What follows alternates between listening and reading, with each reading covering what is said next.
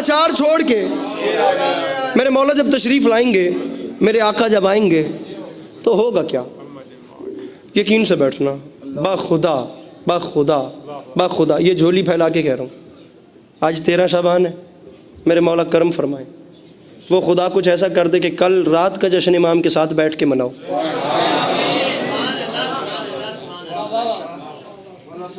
یقین ہونا چاہیے نا انسان کے اندر۔ اب یقین اتنی بڑی نعمت ہے، وہ حسین بن رو نے کیا کہا تھا، واقعات آپ کے بچوں کو بھی یاد ہے۔ وہ بادشاہ وقت جو تھا وہ تھوڑی سی اس کے دل میں محبت اہل بیت تھی، اور اس نے اپنے دربار میں تمام وہ مذہبوں کے اس نے وہ پیشوا بٹھائے ہوئے تھے، تو اہل بیت کا جو غلام تھے وہ حسین بن رو تھے۔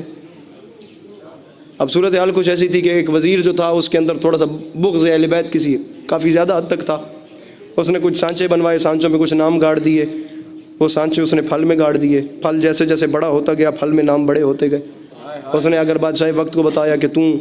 ہر وقت اہل بیت کے غلاموں کی مانتا ہے اور ان کا ذکر کرتا ہے، تو یہ دیکھ یہ جو پھلوں پہ نام لکھے ہوئے ہیں یہ کیا ہیں؟ اشارہ ہے خدا کی طرف سے کہ ماننا ہے تو ان کو مانو۔ اب بادشاہ تھا بیچارہ، بادشاہ بندہ سی گلنا چاہ گیا، گل سمجھ آ رہی ہے؟ آہو بادشاہ بندہ سی گلنا چاہ گیا۔ اب میں آپ سے گزارش کر رہا ہوں کہ میں خود لطف لے کے جان آتا ہی اس لیے ہوں کہ یہاں لطف لے کے پڑھنا ہوتا ہے، ورنہ پورا کراچی بھرا پڑا ہے، آپ دیکھ سکتے ہیں، بہت محنت کر کے پڑھنا پڑتا ہے، یہاں ایک فیملی ماحول ہوتا ہے۔ میرے مولا آپ کو سلامت رکھیں۔ وہ بادشاہ بندہ تھا، اس نے کہا ٹھیک ہے، اس نے حسین بن رو کو بلا لیا، اس نے کہا اس بات کی رد میں اگر تمہارے پاس کچھ ہے تو وہ دو، ورنہ گردن کٹوانے کے لیے تیار ہو جاؤ۔ حسین بن رو نے 3 راتوں کی مہلت مانگی، 3 راتوں کی مہلت مانگ کر حسین بن رو تمام عوام اور قبیلے کو ملا کر دریا کے کنارے پہ چلے گئے اور جا کے بلانا شروع کر دیا، مولا آ جائیں، مولا آ جائیں، مولا آ جائیں، مولا۔ پہلا دن گزر گیا، مولا نہیں آئے، دوسرا دن گزر گیا، مولا نہیں آئے، تیسرا دن گزر گیا، شام ہو رہی تھی، وہاں سے سپاہی تلواریں ننگی کر کے دریا کو چلے،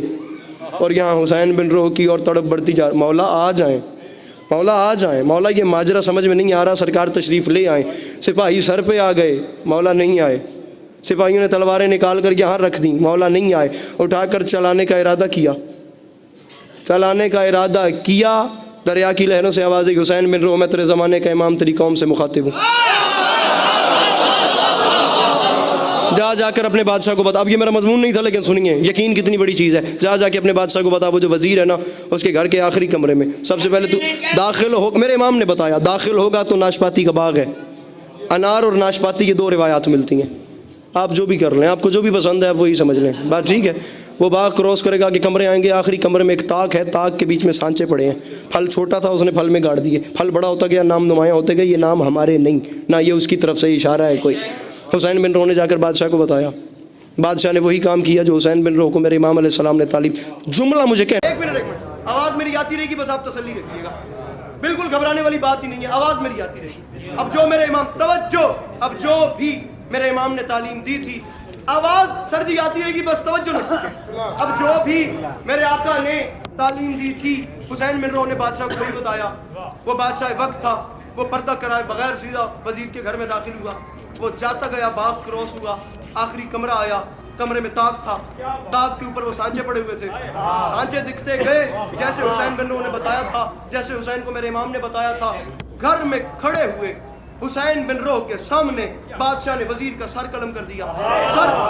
سر قلم کرنے کے بعد بادشاہ حسین بن رو کو اپنے دربار میں لایا اور ڈھیر سارے ہیرت جواہر اور خزانے حسین بن رو کے سامنے رکھے کہ یہ تیرا انعام ہے، تیرا شکریہ، تو نے مجھے غلط طرف جانے سے بچا لیا۔ حسین بن رو میرے مولا کے ایسے غلام تھے،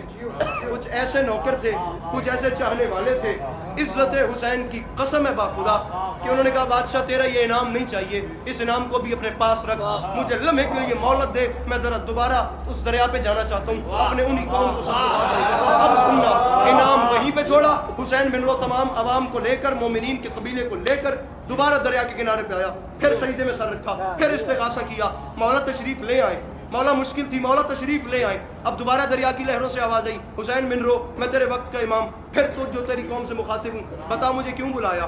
بتا مجھے کیوں بلایا۔ حسین بن رو نے کہا بادشاہ تکلیف نہیں دینی تھی، کام صرف اتنا ہے، پہلے دن آپ نہیں آئے، دوسرے دن آپ نہیں آئے، تیسرے دن آپ تشریف نہیں لائے، وہ چل پڑے آپ نہیں آئے، وہ ہمارے سر پہ پہنچے آپ نہیں آئے۔ بادشاہ انہوں نے تلواریں چلانے کا ارادہ کیا، آپ نہیں آئے، تلوار چلانے ہی لگے کہ آپ تشریف لے آئے۔ بادشاہ ایسا کیوں کیا؟ دریا کی لہروں سے آواز آئی، حسین بن رو قصور تیرا اپنا ہے، اس کی وجہ یہ ہے غضب کیا، جو طلب کی ہے تو نے خود مہلت.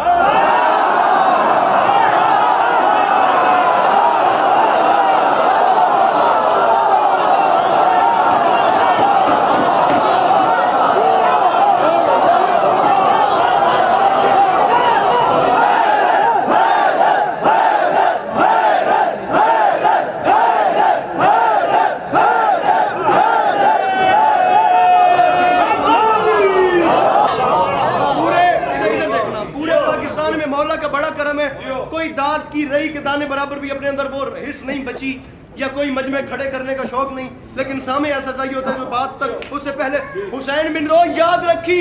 غضب کیا جو طلب کی ہے تو نے خود مہلت. وہ معجزہ جو ہوا اب یہ کل محال نہ تھا, مجھے بلاتا تو دربار میں کھڑے ہو کر تیری مدد کو نہ آتا علی کا لا.